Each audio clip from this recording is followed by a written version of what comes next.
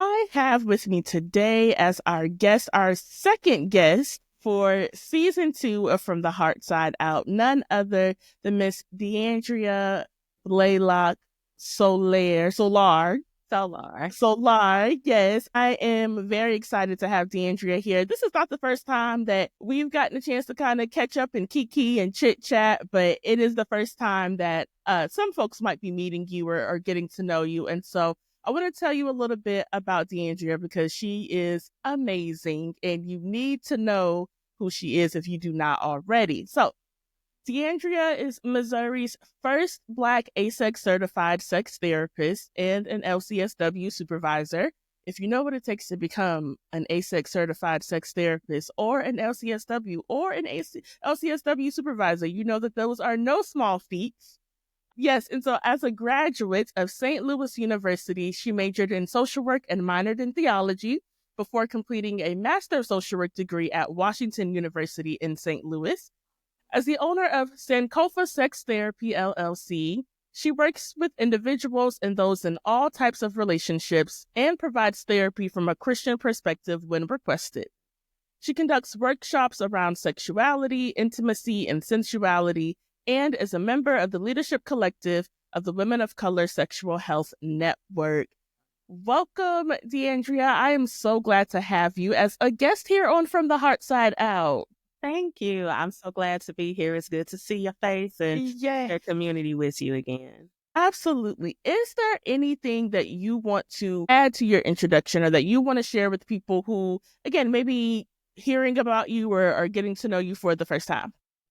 Yeah, just talking about my work as a sex therapist, something that I like to say that I help people do is to dismantle bad theology so they can have great sex. A lot of times, people, whether they currently ascribe to Christian beliefs or not, because the way Christianity has thoroughly influenced the way sex is thought about and talked about within our country, people have undoubtedly been touched by some bad theology. So I love that I'm able to hold space for a word is exegesis, but it's where people have an opportunity to look at the Bible and really look at the history or the context in which it was written and who it was written for and why it was written so that they can then see, okay, is this something that applies to me right now? So yeah, I love that I get to hold that space for people. Most of my clients are not Christian, but like I said, they have been influenced by Christianity in some way. So yeah, I just love that I get to hold space for people to come home to who they are. Yes, and thank you for the beautiful and incredible work that you do. We have had, fuller conversations about sexuality and faith and how those things are connected. We'll have to do that again for sure because it is a topic that there could never be enough said about. So we will absolutely have to do that again. Our conversation today, though, is a little different. And again, we've mostly talked about, the work that you do.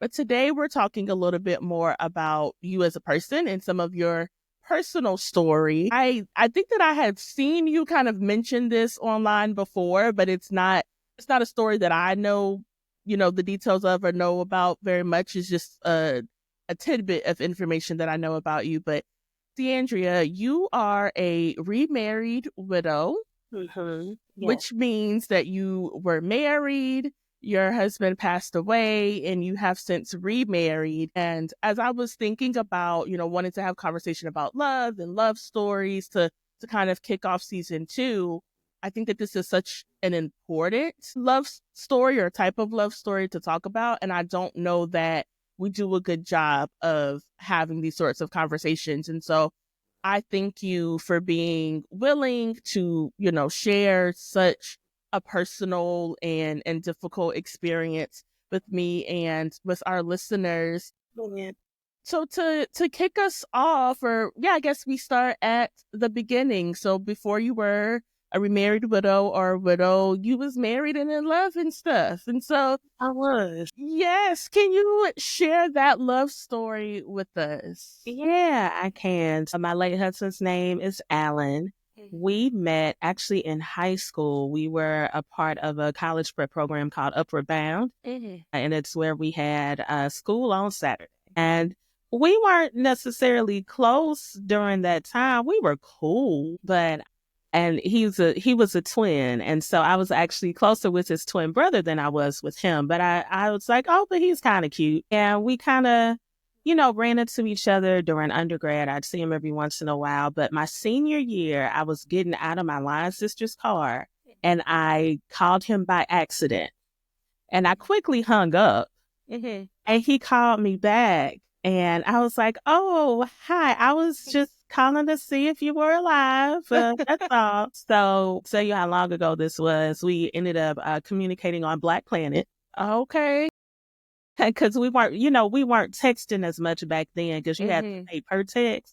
Right. So, That adds up very yeah, quickly. it does. It does. So it was when you talked on the phone after 7 p.m. and on weekends, and you did not text. So anyway, we communicated on Black Planet. And I remember he like preliminarily asked me out on a date for Valentine's Day on Black Planet Notes. And I remember I was journaling after. I was like, oh, I doubt he'll follow up. But as I was journaling, he called me and officially asked me out. So we had our first date on Valentine's Day in 2005.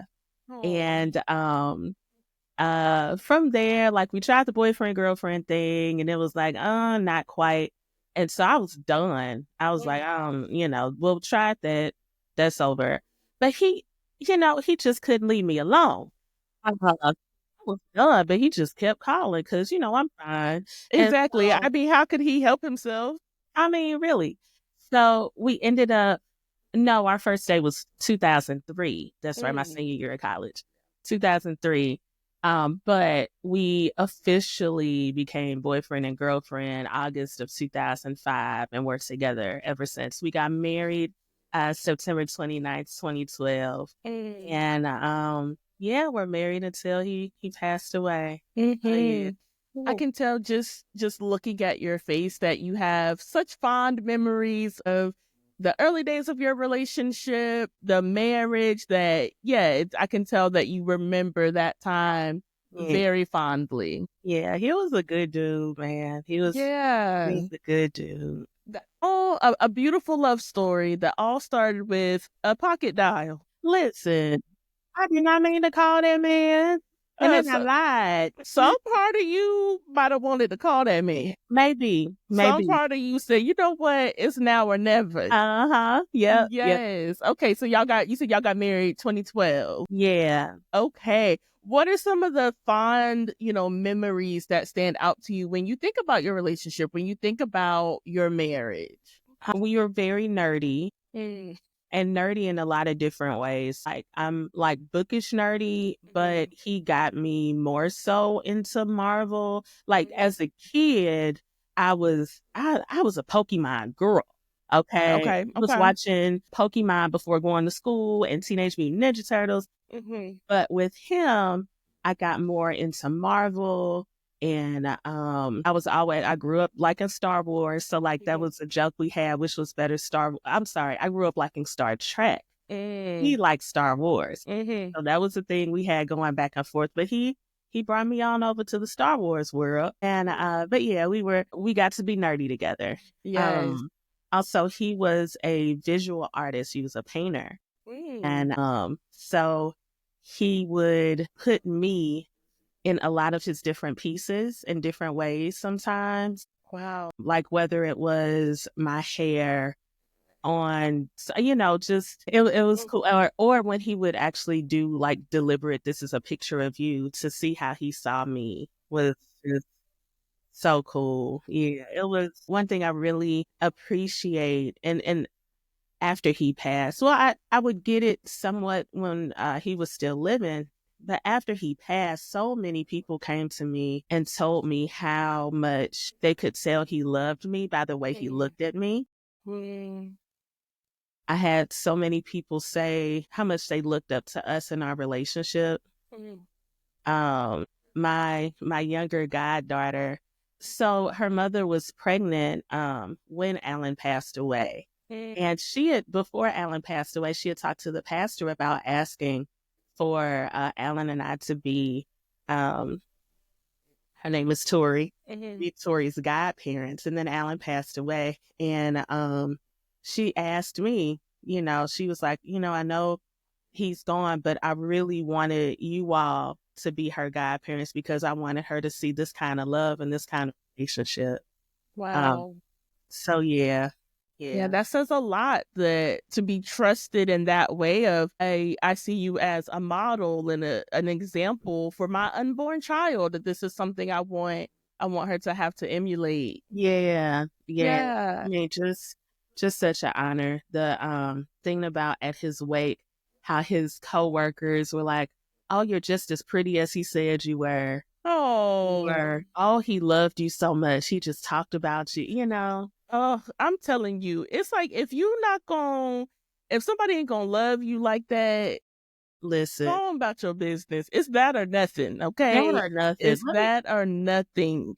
Let me tell you a funny story. So he was a teacher's assistant at a school, and my mother was an instructional coordinator at a different school. Okay. And so she was in the break room one day and heard two teachers talking about fine Mr. Johnson at his elementary school. And so she didn't say nothing because, this is my son-in-law. I'm going to just listen. Like, yeah, that teacher's assistant, Mr. Johnson, he fine. But all he do is talk about his wife. So, you know, I I know one that's of my right. yeah, one of my friends tried to get with him, but all he did, he just talked about his wife, showed his ring, and my mama just stirring her coffee like, that's my son. I know that's He right. never said Yes. nothing. Yes. After he passed, she told me that story. It was very evident that he was deeply in love and y'all Yeah, genuinely had a beautiful we relationship. really did. Yeah. And unfortunately, it did not stay that way, or things did not go the way that you had hoped and planned. Can you tell us a little bit about that? Yeah. So Alan was, well, May 12th was actually my best friend's birthday, but May 12th, 2016, he drove himself to the hospital from work. He left work early and went to the hospital because he was having chest pains. And they kept him overnight and they really couldn't find anything. He had high blood pressure, but it wasn't uncontrolled. They, it didn't seem as though he was having a heart attack or a stroke or anything like that. So they kept him overnight for observation. The following day, they did the appropriate imaging and found out that he had what's called an aortic dissection. And that's where the aorta is basically tearing away from the heart. If they catch it in time, they can do reparative surgery. However, they only correctly diagnosed it about an hour before he passed. And so it dissected and it wasn't anything that they could do to save him at that point. So May 13th, around 5 is when he passed. And it's so weird how things happen. He made me go home. It was Thursday night, May 12th. He made me go home. So I went home, but I talked to him, all day Friday before going back up to the hospital. And I actually talked to him on the phone right before they took him down for the correct imaging and made my way to the hospital. And because I just knew we were going to take him home. So I remember getting pretty, like had a fresh twist out, a cute dress on, because I'm going to be pretty for my man. I know when I'm pretty, it makes him feel better. And when I got there, I couldn't find a parking spot. So I got into one parking spot and I couldn't open the door. It was just so tight. So I had to go find another parking spot. So I finally make it into the hospital and I see a chaplain who was a former minister at a church I used to attend. And then make my way to the elevator and there's another chaplain on the elevator and make my way to his floor. And the chaplain was responding to the code for Alan. I didn't know this. Right. But as I'm walking there and I'm seeing all of this flurry in his room, and I know that his roommate was sick, but he's on the observation unit. And so I get there and I see they're at bed 1, which is where Alan was and working on him. and I say, I'm bad one's wife. Someone tell me what's going on. And I just saw, like, I don't know if it was panic or sadness over the medical professionals' faces. But one nurse came outside. She said, "Are you a praying woman? Can I pray with you?" Wow. And the nurses prayed with me. And they continued to work. They worked on it for a long time. And I'm still, because this can't be happening. Right. This doesn't make sense. This doesn't make sense. They're going to get his heart back started and he's going to go to ICU. But it didn't happen that way. And when I noticed the slowdown of activity, and I went into his room and saw that he was gone, and I just remember screaming. I'm usually very calculated, I guess, or mindful of how I react in situations. I really think about what I say before I say it, think about what I do before I do it. But at that moment, prefrontal cortex went out the window. Yeah. Right. And I just remember screaming and just being completely, I don't even know the word to describe it. It was just so unexpected because this wasn't in my mind, in my world, wasn't supposed to happen. He wasn't supposed to leave like this. So yeah. And so I'm thinking, okay, a decade or so together, 4 years married. It's like we have forever to go. Like we're just getting started. We just getting started. I said, "Still, death do us part," but that's not supposed to happen for a long time. We got decades to go. Yeah,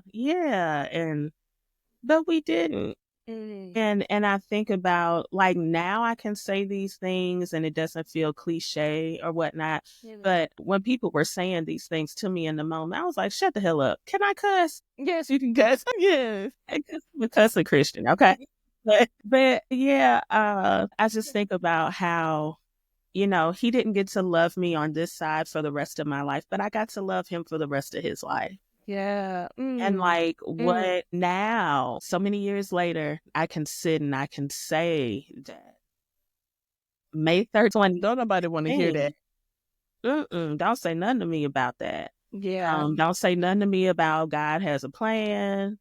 Don't say nothing to me about everything happens for a reason. I don't want to hear all things work together for the good of them. I don't want to hear none of that. Yeah. Let me scream and cry and look at the wall. Yeah. But yeah, but now, so many years later, I can be like, okay, yeah, I got the honor of loving him for the rest of his life. Yeah. And I know that he knows how much I love him. I was just going to say, just from what you shared, it doesn't sound like there was any doubt that there would have been any question that he was loved and in love. Yeah. And loved by so many people too. Like he was big brother to so many people. His funeral was packed, like standing room. And just the amount of support that we received and so much love and the love that even his coworkers gave. Like he was somebody who, well, he was a big guy. He was a handsome guy too. But he was 6'4" and a very large presence. But a safe presence. So, and a beautiful smile to go with it. Yeah. Yeah. It sounds very easy to fall in love with.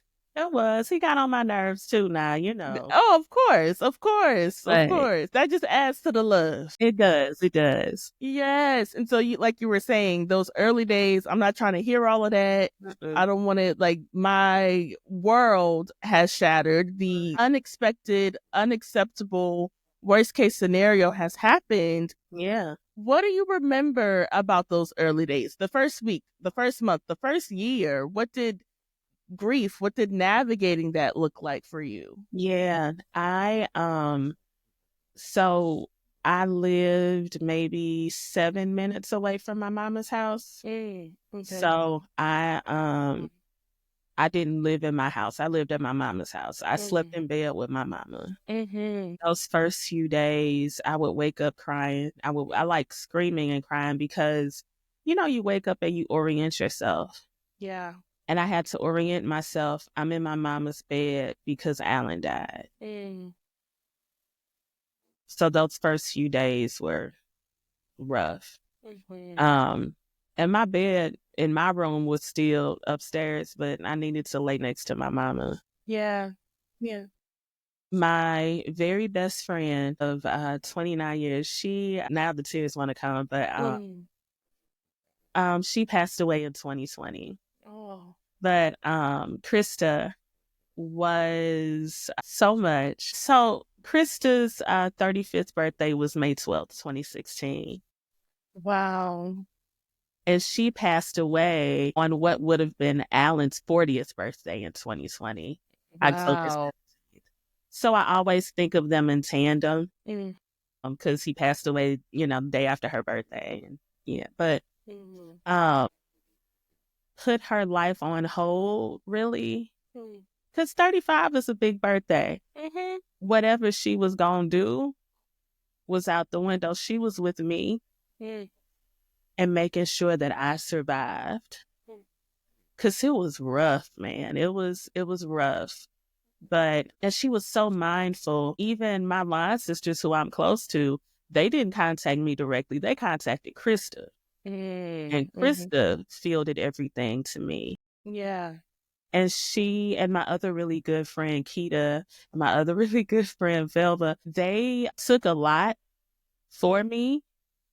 And they were really like a shield around me. So that Which I think is so important in grief. It's so important because people want to come and be around. Yeah. But when you're grieving, you're not in any space to entertain. And also, what I learned is that not everybody has the capacity to hold your grief. So when I was holding my laptop, typing out because I wrote his obituary, and I start hitting my keyboard because this is stupid. Keita grabs my laptop and Krista holds me. Right? As opposed to, don't cry. Nah, baby, it's okay to cry. Now, don't break your laptop. Right, because that's just another problem to have to worry about and deal with. We don't want that. We don't have time for that right now. We don't have time for that. Yeah. But I think about a year later, we took Krista to San Diego for her birthday. And again, her birthday was May 12th and Alan died on May 13th. And so on May 13th, 2017, I was just kind of quiet. But like we had a full day planned of a lot of different activities. And I remember we went whale watching. And I remember it was 4 of us, me, Krista, Keita, and my other good girlfriend, Rachel. And we were on this boat whale watching. All three of them got seasick. I'm not seasick, but I'm just like, just the really dark thoughts that you have dealing with grief and depression in that way. I was like, I could jump right now. Nah, Krista would kick my ass. Let me sit here. Especially not on her birthday trip. Not on her birthday. She ain't going for that. She's not going for that. So let me just, and I remember we got back to the room and Krista and Keita went and got some cupcakes nearby and came back. When Krista came back, I just collapsed, crying. And she said, I've been waiting on this all day, but I'm so proud of you. You made it a year. And I remember her saying after Alan died, if we can get you through this first year, then we know you're going to be okay. Because that's your first anniversary without him. That's his birthday. That's your birthday. And I just think about how my friends, my family, my sister, and like I said, my mom really wrapped me in so much love and protected me. Yeah. Yeah, that's some of the things that I think about. Also, I think about how I initially had this thought that when Alan died, I was alone. But through the work of EMDR, baby, and brain spotting, I was able to remember that I was not alone. When I walked into the hospital, I saw a minister that I knew. When I got in the elevator, I was on the elevator with a chaplain. When I got to his room, the nurses prayed with me. I was never alone. Yeah, even before you knew Even what was before going I knew what on. was going on. Wow. And the beauty of your mom living 7 minutes away. Listen, now I'm only 10 minutes away. I'm still close. Yeah, just in case, life be life and you might have to hop in that bed again. Exactly. Those are things that really, really stick out to me, even though, I still had those moments where I felt like I was alone. I wasn't. There were times where I remember one time it was 2:00 in the morning. I was watching, what's the name of that show? It's a Netflix show about the women in jail, women in prison. Anyway. Orange is the New Black? Yes. And I think it was the episode when Pusey died. Oh my gosh. Baby, I was not ready. But it just kind of like touched a grief spot, for me. And I was just crying. And I was like, girl, your mama awake, because my mom retired in 2016. Me and Alan had this plan that we was going to start our family. And my mom retired because that was our child care. But anyway, she was at home and she was wide awake. But I remember like 2:00 in the morning and I'm crying. It was like, girl, your mama is awake. And you got a mama who wants to support you. And I went and my mama, I pulled up in the driveway and her light was on in her bedroom. I was like, all right. All right. Okay. And I went and I got my mama's bed. Yeah. So it's helpful, I imagine, to have a community and to have people who are around and available and willing to, help you and support you. And still, you have to take the initiative in a lot of ways to access that community. It's like, your mama will welcome you into her home at 2:00 in the morning, but you got to go. And you have to remember that support is there. And I think a lot of times, like, I don't want to be a burden. I don't want to. And I think that it's, those thoughts are natural. But it's important to then combat them with facts. What is that I had an amazing supportive community where if I felt like I was calling my sister too much, I know I could call my friend Keita. Come over because I'm having a rough day, or So you've mentioned, losing your husband, a few years later, losing your best friend. Those are very significant loss, but I imagine different in some ways. Yeah. Can you say a little bit about how becoming a widow maybe is different from other types of loss? Yeah. It's so what I'll say to that is I think that often we put various relationships into a hierarchy where we rank a romantic relationship over a friendship. But I am mindful to not do that. Now, I do understand that different relationships require different types of commitments and time and whatnot. But as far as like the level of love that's present, it's different. It doesn't have to be more or less. It's just different. Right. And so I really do think that both Alan and Krista were soulmates. Both of them were mates to my soul. They were my homies, And so with Alan, like I said, we re-met in 2003, but got together in 2005, and then he passed in 2016. Whereas me and Krista were kicking it since 5th grade. So like that time, she'd seen me become various versions of myself. And hold myself through it, where I think Alan may have met like a couple of versions of me, but Krista has seen me through a lot, high school crushes and all of that stuff. So, the losses were, incredibly monumental, but they broke my heart in different ways. So, yeah. Yeah. And I appreciate you making the note that there doesn't have to be a hierarchy. It doesn't have to be this loss means more or less or is easier or harder because it all sucks. Like it is all I'm just like loss and grief are just dumb. Like what's the point of that? Like what Right. why do we need that? What's the point? What's the purpose of that? It's none of it is easy, none of it is fun, and it doesn't do any good to play the comparison game or make it a competition of some sort. Yeah, exactly. So, yeah. Was there ever or has there been a turning point in your grief? Not that you're no longer sad, not that you no longer miss your husband or love your husband, but a moment where you felt like, okay, and maybe I can breathe and maybe I can't. I didn't want, this is not what I wanted from my life.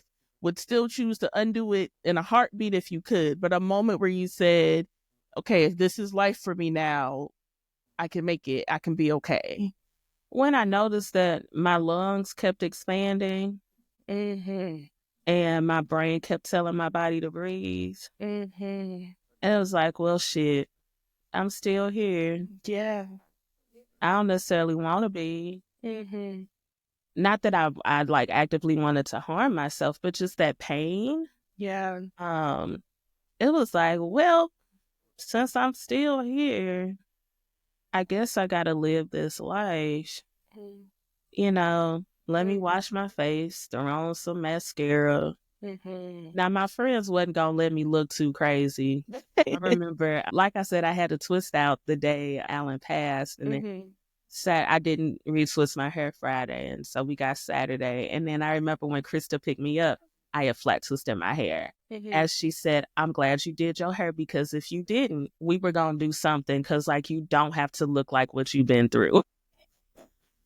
Like by all means, feel your feelings. That's fine. But some things we still gonna have to do. Exactly.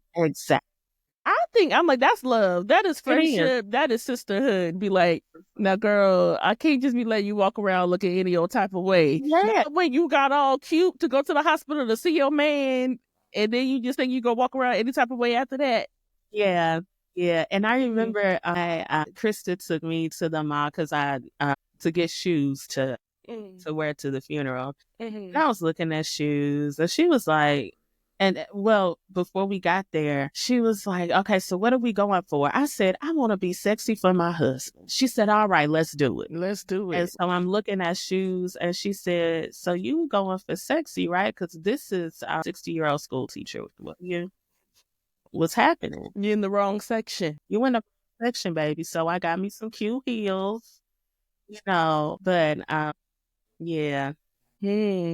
Yeah, and realizing, okay, if I'm gonna be here anyway, I might as well live. And I don't imagine that a man who loved you so, so, so, so much wanted misery for you. Yeah, absolutely not. I know that's not what he wanted for me. He wanted me to continue to live, to be who he knew I could be. And he was a great cheerleader too. Like anytime he did something, I was on somebody's podcast, I'm on a radio show, he posting it on Facebook. My wife is brilliant. Check her out, So Yeah. I love that. You deserve that. I'm glad that you had that and that you could carry that with you and to know that, okay, I still, yes, have life to live and know it's not the way I envisioned it. There's still more that I can do. There's still more that I can make of this. Yeah. Absolutely. Now, we said that you are a remarried widow, which means at some point you got back out there, gave love another chance. What did that look like? When did you realize or start to feel like, I think I want to start dating or I'm ready to start dating? I had needs. I was, because you are alive and fine, as we have established. Thank you. Yeah, I was like, I don't want no boyfriend, but my goodness, I am 30 at this time, 36. what is happening with my body? And Alan done up and died. This is not fair. I was a good girl. I, waited till I was with the person I was gonna marry, and now, okay. Now this wasn't a part of the agreement. This wasn't a part of the deal. It's not what I signed up for. No. So it was like, okay, so we got to do something. So I had not dated since 2004 ish, so the game done changed. Yeah. So yeah, I joined dating apps. I think the first one I joined was OkCupid. And that was interesting. I was ghosted by somebody and that didn't feel great. I was like, what is this? And that was my first experience where he had invited me to a date and I'm like, cool. And the date he just stopped communicating. Oh. And I was like, well, this doesn't feel good. So then, but he did I think it's called helicoptering, where he continued to follow me on social media. So I would see him see my stories or my because I was still having, a fabulous life as much as I could. At least it appeared that way on social media. And so he slid into my inbox. It was like, oh, you're looking great. I was like, I am. And well, is there anybody, any gentleman taking your time right now? Sir, that's an interesting question for you to ask. Coming from you, yeah. You ghosted me. And then he again asked, I want to make it up to you, blah, blah, blah, blah, blah. I was like, sure, whatever. But I planned something to do the day that he said because he stopped communicating again. So, yeah. That was my reintroduction to dating. I'm so sorry. It's okay. It helped me. I've grown. Yeah.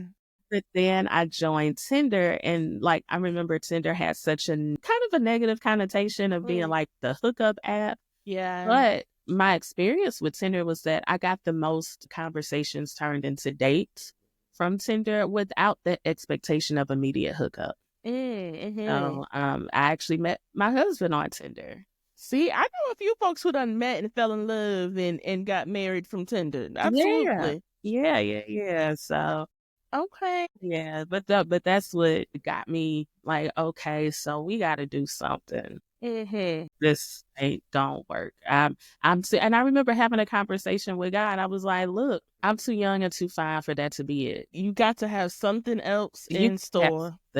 I'm not asking for better because I had pretty great, but you got to figure out something, Jesus. Because I, again, did not sign up for this. Not what I agreed to. I didn't get a vote. Nobody asked you if you wanted to be a widow or nothing. No. Nobody asked you. Yeah. So what year did you meet your husband, your now husband? Yeah, we met in 2017. Okay. We actually went on our first date in March of 2017. Okay. And made it official. Had that. So what we doing? Conversation in December of that year. Got it. How did you approach conversations about? I feel like it's some of the conversations that come up early on in dating, like, how long have you been single? What was your last relationship? Why do you think you're single now? Or how did you approach, I am a widow out here dating and this is not what I planned, but here we are. Yeah, I put it in my bio. Okay, so he knew from day one. Because I need you to know, is this something I want to fuck with for real? Yeah, you got to know that you really in it. Because if you don't, then that's cool. But I just want you to know that off the rip. So yeah, I put it in my date. I think it was in my dating profile. It was something like recently widowed, looking to try dating again or something. Something like that. But I put it first line because people don't read your profile. So you got to put the important stuff up first. Just, yeah. So you see it up top. I put full body pictures because I am a big body Benz. It is a Benz, baby, but it's a big body. And and listen, and everybody can't handle it. And everybody can't handle a big body Benz. So that's okay. That's cool. But full body pictures, and that recently widowed, right up top.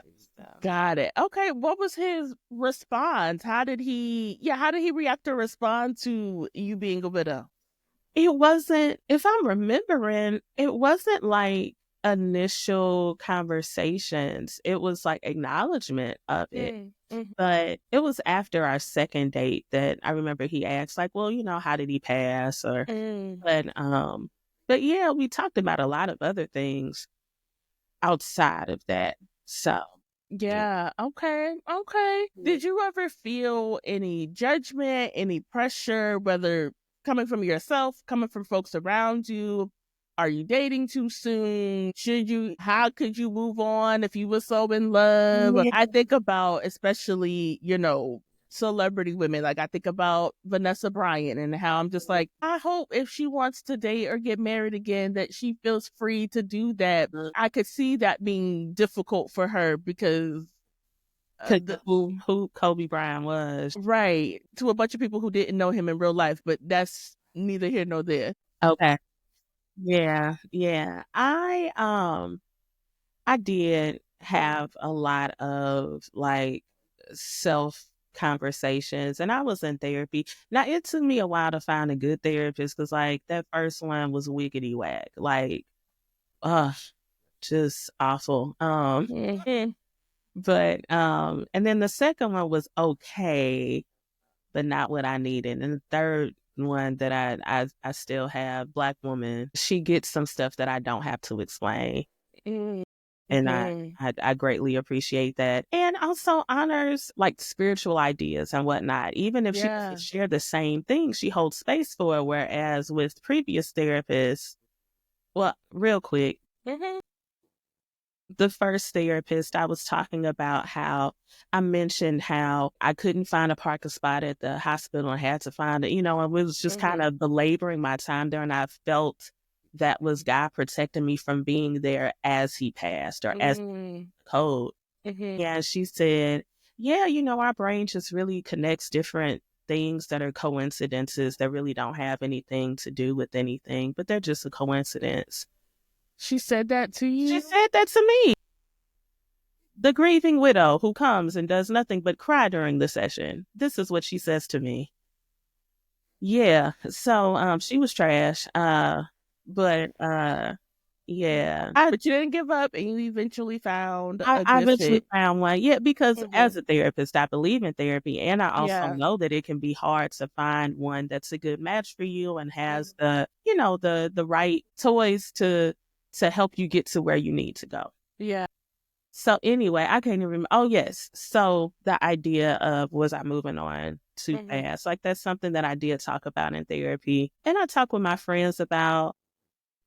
Krista was a big girl fuck them people kind of person, which I think you need. And she was also a dating coach because I'd been out the game for so long. She was like, you're doing girlfriend activities and y'all ain't had no conversation, fall back. Just different stuff like that. Yeah. You're right, because I've been a wife for a long time.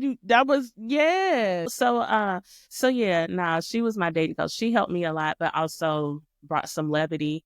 And then I would talk about things with Keita and Velda and Rachel. Like I had my friends. Yeah. I talked to about things who really did help me to kind of be like, girl, whatever. And then if somebody say something to you, they not going to say it around me, But also, I have a beautiful relationship with my first mother-in-law still to this day. And I remember that February of 2017, I was going to a Super Bowl party and I saw her at church that morning. Oh, you going to a Super Bowl party? Are there going to be any eligible bachelors there? Yeah, Mama, I don't know. She's like, well, get dressed real cute. I know you're going to be cute, but be real cute. I'm like, on purpose, like be cute on purpose. And this is my late husband's mother, So when I felt that from her, and I know her thing was that she wanted me to continue to live, and she knows how much I loved her son. Yeah.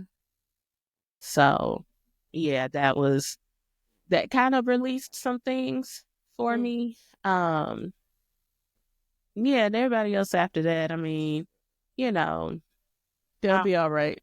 yeah, it don't matter. His mama say it's Yeah. right, so I ain't got nothing to explain to nobody or prove to nobody.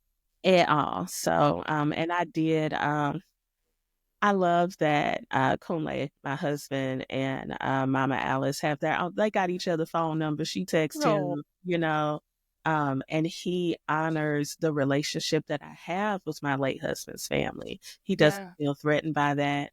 Um, he's a good one, but Mm. but Well, you gotta tell us y'all's love story too now. So y'all met on Tinder. yes, we met. Mm-hmm. So it was Valentine's Day, 2017.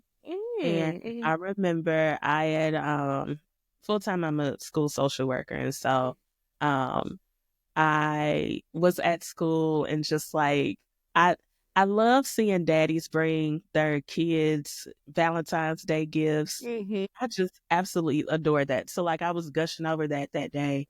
And then I remember I went to my auntie's house. I did her hair. So I was messaging with somebody else. I was like, oh, well, okay, Valentine's Day, you showing up. Before that, I'd gone to the cemetery to visit Alan's grave and just spent some time there and cried a little bit. And then I can't remember. It felt like a sign. It was like, okay, girl, it's enough. Go home. I'm here. You all right. So I went home. I went to my aunt's house and did her hair. Like I said, I was messaging with another person that day. And then later on that evening, I got a message from Kunle. And we on the app for like hours at just talk. I was like, this is cute. Well, I'm not gonna get my hopes up, but this is cute. So we first messaged each other on Valentine's Day.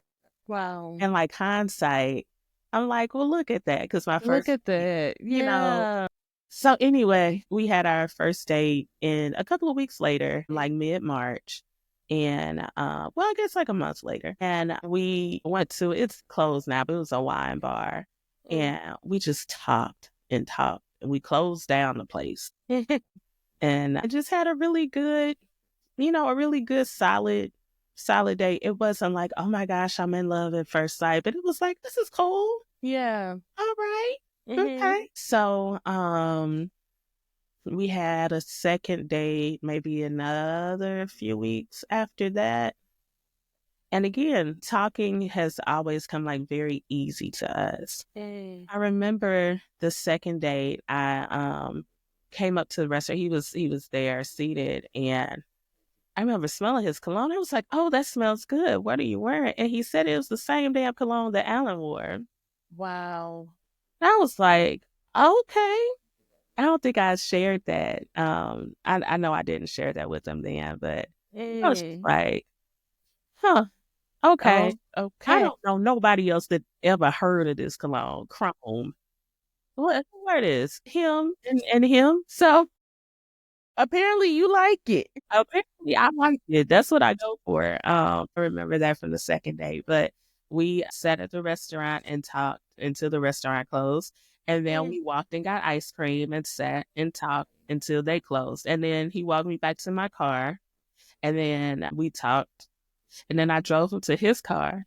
And then we talked. No. So just like we've always talked very easily. Very easy conversation. It's a song by is that the name of the song? Easy Conversation? I can't remember. But anyway. Yeah, it's just been really, really easy. Really easy between us. Yeah, that is beautiful, especially after like one lost the love of your life. Guys out here ain't worth It's right. much. Yeah, very trash. And then you realize, okay, this is working. We have a good time. We enjoy each other's company. I Yeah. can work with this. I Yeah. can work with this. Yeah. And So we when had did y'all get married? Oh, I'm sorry. Go ahead. well, I was just gonna we had a couple of like really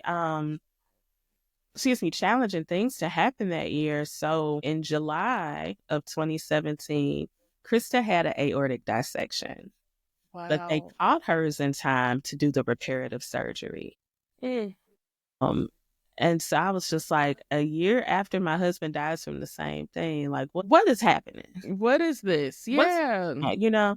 Um, but like he was very supportive to me during that time Mm. for us to just be hanging out, you know. Mhm. And Mhm. then in August that year, one of his dear friends passed away. I was able to be supportive to him as well.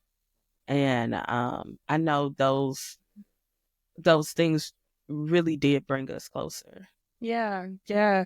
To be able to navigate grief and loss, something so difficult and so all consuming, Yeah. and to be able to maintain a relationship or start a relationship during that is no small or easy thing. Yeah. Yeah.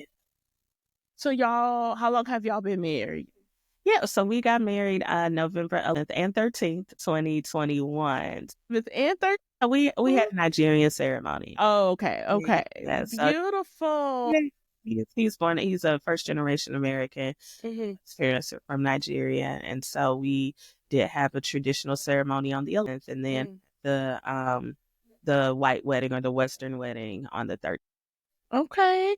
Now, as y'all were talking about your relationship and getting married, were you nervous about that? How were you feeling about, okay, I'm going to be a wife again? Yeah, yeah, yeah, yeah. Therapy. So, Mm-hmm. Mm-hmm. I was having a dream that I was preparing for the wedding and getting everything together. And then at the end of the dream, it was, well, when are you going to tell Alan? Mm-hmm. And it was like, whoa. And that just really like messed me up. It was like, what do And so my masterful therapist, we did a series of brain spotting. Mm-hmm. And in doing that, I had this beautiful visualization of him like literally releasing me and floating away. And I just became a puddle, but that definitely helped me to process and it's kind of because I think a lot of people like use the phrasing of moving on or moving forward, but like I carry Alan with me still. Mm-hmm. So growing in a different direction, maybe. I don't know what phrase feels good to describe Yeah. it, but yeah, my heart grew in ways to accept a new love. Mm-hmm. Yeah, as opposed to, this is replacing anything. Yeah, It is I am holding space and holding love for both of these relationships, for both of yeah, these people that you care about and who love and care about you. Yeah. absolutely. Yeah. You like you said you still carry Alan with you. Mhm. What does that look like as a remarried woman? How do you keep his legacy alive, his memory alive in the context of, okay, I'm also now married to someone else. A lot of different ways. So, like I said, Alan was an artist. I have Alan's art up in my house, Mm-hmm. and Conley doesn't feel threatened by that. Or if he does, then he's found ways to process it and not have me to hold that for him. Mm-hmm. Um, but yeah, I have his art up in my house. I got, these my big three back here, but it's my daddy, Krista, and Alan back here. I talk about him. I maintain contact with my family through him. Mm-hmm. I speak his name often. Yeah. Was that ever a conversation you had to have with your husband of like, listen, this is what comes with me. Like this, I have no intentions of forgetting about this man or about this relationship. Do you still go to the cemetery to visit his grave on, certain occasions? How have you navigated that in You your new know, relationship? when I tell you, I married somebody kind of amazing, I didn't have to have Mm. that conversation. I remember one day before we got married, before we got engaged, and I was just having a rough day with grief. Mm-hmm. And I was like, you know what? I'm going to just be honest with him. I'm going to tell him, the Mm-hmm. struggles I'm having. And I said, it annoys me sometimes that, so many years later, I'm still affected by this. And he said, well, it makes sense because this is who you thought you were going to who you thought you were going to live the rest of your life with. Yeah. So it makes sense that you would be. Yeah.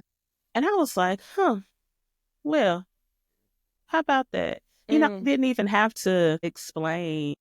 Yeah. Or try to justify or. Yeah, because he's threatened by his memory. And like I said, like when, so he met my first mother-in-law in 2018. And I, prepared her before. I said, so I'm dating somebody now. She was like, okay, well, tell me about him and everything. And I said, and he's going to be at my birthday dinner.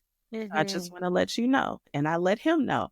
Okay, so my mother-in-law is going to be, there just so that, you know, and it's fine, and since then, Alan's dad passed away in September of 2017, and then his twin brother passed away in 23, September of 23. And although we weren't together when Mr. Johnson passed, he was still supportive to me, outside of that. And then when Aaron passed, he came with me to the family home and was supportive to the family through that. We're at Aaron is my brother-in-law's name. Aaron is buried really close to where Alan is buried. And so I remember we were at the cemetery and he was walking with Mama Alice holding her hand, Wow. and we were standing at Alan's grave, and she said, well, Alan, this is Kool-Aid. This is Alan. He keeps a smile on Dee's face, so we like him. We're gonna, Yeah. So yeah, he's some kind of special. Yeah, and I'm thankful that that's been your experience to Yeah. make it as easy as it can be. Like, it doesn't make, there's nothing that's going to make it completely easy, Right. but easier, or at least doable, that, Yeah. he can be supportive and he can be present, and that he doesn't expect you or want you to stuff this part of your life down or pretend it never happened, or that it doesn't affect you. Yeah, exactly. Exactly. And it's, so y'all have been married. This will be, now math is not my Yeah, subject. it'll be This will be 4 years this year. Okay, I was about to say, because I'm like, yeah, oh yeah, we got married. I'm like, we got married the same year, so okay, I could do that math. Yes. Okay, yeah. And what are you looking forward to with year 4 and beyond? And this is probably my trauma speaking, but making it to 4. Yeah. I'm looking forward to making it to 4 because I didn't get to make it to 4 years. Yeah. And we'll see what else comes, but I'm looking forward to longevity. Yeah. I'm hoping that is what we're able to have. And I used to be like so focused on the future and what's going to happen and what might happen. And Alan's passing and definitely Krista's passing have taught me to slow down and be present with right now.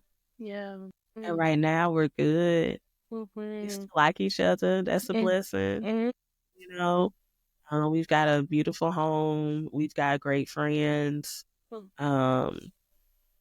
We got a stocked bar. I mean, Okay, listen, the essentials. the essentials, okay? Yes, yes. Oh yeah. Yeah. And I actually was gonna ask you, how do you not, get in your head or spiral, especially again, yeah, with year 4 coming up, or you have lived worst case scenario. It's one thing to, like, yes, people worry about losing their partner, and it's a thing that people hope they never have to deal with. But you have done it and you have survived it. You know what that loss is like in a way that only people who have experienced it will know. Yeah. How do you stay in the moment and say, he's here and we're happy and we're in love, and not get caught in the spiral of everything that could possibly go wrong, or the what ifs that could keep you up all night if you let it?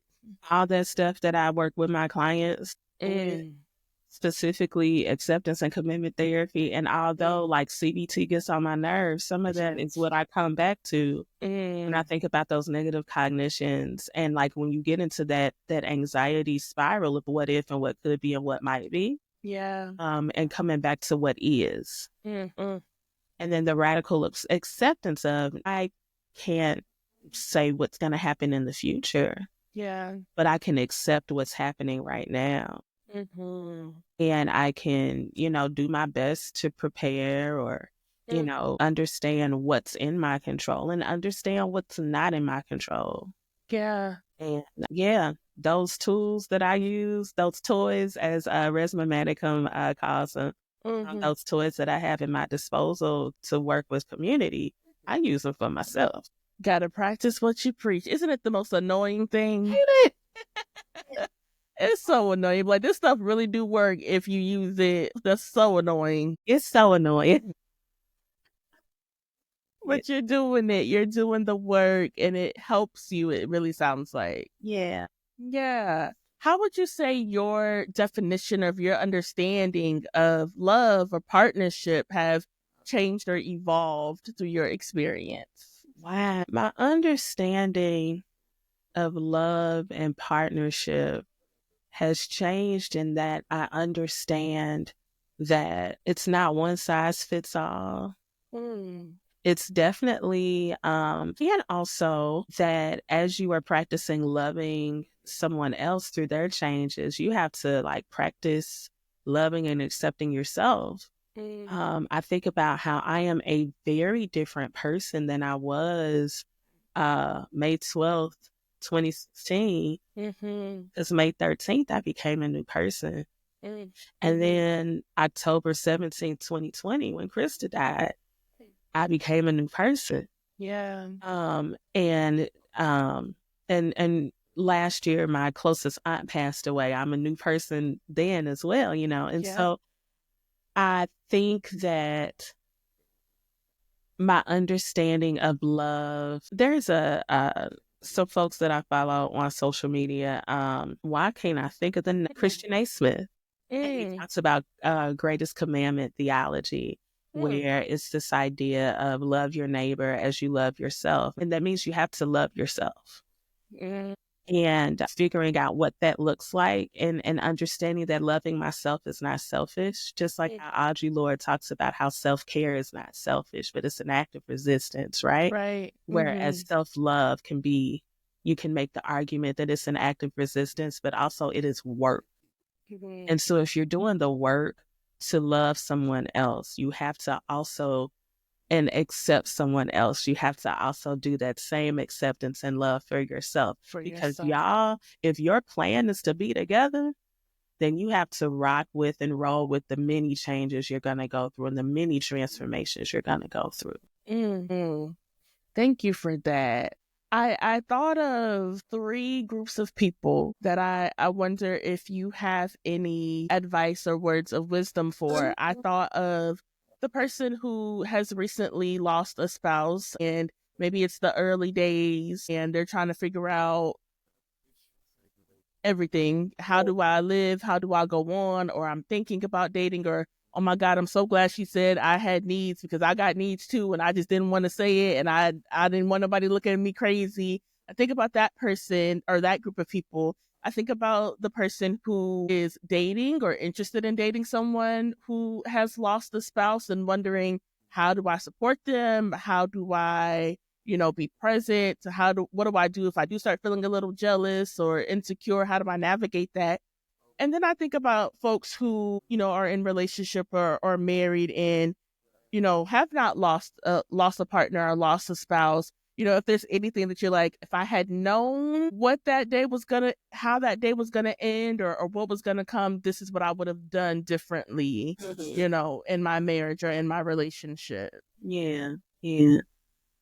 So I have kind of made it a personal charge that when I see someone that I know lose a partner, I reach out to them.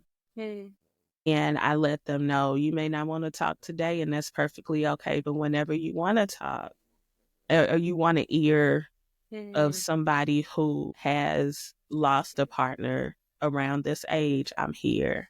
And most of those people that I've reached out to, they take me up on the offer because it's so few folks. Yeah. Just to listen, just to normalize some of the random thoughts that you have. And I know in September, I reached out. It was every week. In September of last year, I was reaching out to someone that I knew who lost a partner. Young Black women, you know. But yeah, what I would say to those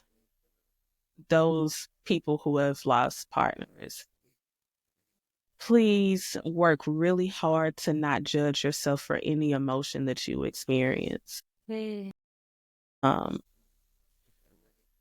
your people around you to shield you. That was probably the best thing that I could have had, because I know a lot of people. I'm active in the sorority. I do this, I do that. I know a whole bunch of folks, and because I support, people wanted to support me, but I didn't need them in my face.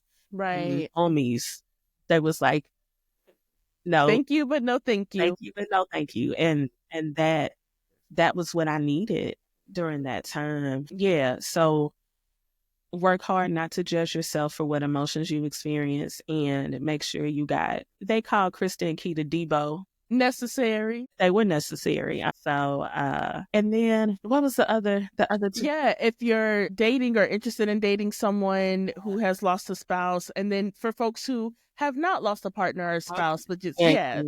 So if you're interested in dating someone who has lost a spouse, be honest about what questions you have, and also do not expect them to hold space for your insecurities. Ooh. Find a good therapist or a friend who can do that for you.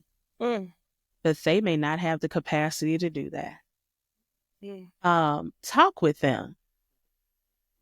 But there's a difference between communication of like, hey, yeah, this is something that kind of, this is something I got to work on. There's a difference between saying that and then putting that on somebody else. Making it their responsibility. Yeah. Yeah. So that's what I would kind of caution against. And then the last group of folks who have not experienced this, but just some things to think about, just the practical stuff. Where is the paperwork for life insurance? Do you have life insurance? How can you access it? Do you have a beneficiary listed on your life insurance? I was so mad at Alan because he did not put, I remember when he got that job, he didn't put me as the beneficiary because he didn't know my social security number. But our social security numbers were the same first 6 digits. 3, 4, 5. The first 5 digits. The last 4 digits were different. He didn't even have that much to learn. And he was smart. He could have learned them 4 digits. But anyway. Anyway, making sure, but it wasn't a big deal to have that because I was, next to kin or whatever. But who wants to be worried about the details and what could go wrong? Yeah. So like make sure that you have your life insurance and all of that, and that you have beneficiaries listed. Also, Facebook, you do have an option to name someone or tag someone to manage your profile if you do pass away. And so although we hadn't done it beforehand, he was still logged in on his computer. So I was able to identify myself as that so I could make his page a memorial page, because people will, whether they know someone has passed or whether they don't know, they will like tag them in different things. I got this party coming up. So on his page, it's in memoriam, and people can still post on there, but you just can't tag them in no stupid stuff. But yeah, like social media things, make sure that you do have a plan for that. We shared passwords, although we didn't go through each other's things. Like I never went through his phone or nothing like that. But I did have passwords so that I could manage like bank accounts and things like that. So making sure that you have that information shareable or easily accessible. If you don't trust each other with that, then that's a different conversation. Yes. But yeah, like those kind of unpleasant conversations to have. They're so necessary. And although we did not do a whole lot of conversations about death planning or anything like that, I knew how to get access. Right. You knew enough to, yeah. And just thinking about how much easier it could be if it's like, I know where to find this information. I know where it's organized. I know where it's kept. Because you're right. Nobody wants to think about that day. Nobody wants to think about, who's going to have to make these decisions or these sorts of things. And it could be so much easier if it's like, well, I took care of that. All you have to do is carry out the steps because here's all the information you need. That, I think, is incredible advice. I will be having a conversation with my husband this evening. Yeah. It is something that we have talked about a little bit. One of the first things we did do when we got married was get life insurance. Oh, good. But there's so many other things, like little things that are like, have we dotted all the I's and crossed all the T's? Because, again, of course you hope that's decades away before anybody has to worry about that. But life don't care about your plans. It sure don't. It don't care not one good nothing about your plans. So you might as well be prepared. Yeah, exactly. Well, thank you so much, De-Andrea. This conversation was, it was everything. I really, again, appreciate your vulnerability. I knew it would be a good conversation because you are a conversationalist, and I can run my mouth, baby. And I needed that. I knew that it would be good. I knew that it would be helpful. I really do hope that somebody feels seen, feels heard, and understands that they are not alone in this. And because I know people are going to want to know, how can they get in contact with you? How can they work with you? How can they learn more and see the many incredible things that you were up to? Thank you. Yes. So you can follow me on Instagram, on all the social medias, at Sankofa Sex. That's SANKOFA Sex. My website is sankofasextherapy.com. Wonderful. Thank you again so much. It was so good to see you. So good to chit chat and catch up. Yes, I'll find another reason for us to do it again. Please do. Please do. I absolutely will. Thank you all for listening. And yes, make sure to follow De-Andrea and connect with her. She's always up to something incredible and amazing. Thank you. Thank you for tuning in to From the Heart Side Out. Hosted by Cee The Sex Lady. Produced by Christine Johnson of Pure Pod Vibes. And music by Rico the Artist. If you enjoyed this episode or learned something new, make sure to subscribe, rate, and review on your platform of choice. And don't forget to share with a friend so they can learn something too. I'd love to hear your thoughts about this episode. Please send any comments or questions to podcast@ceethesexlady.com. That's podcast@ceethesexlady.com. Until next time, keep loving, living, and leading from the heart side out.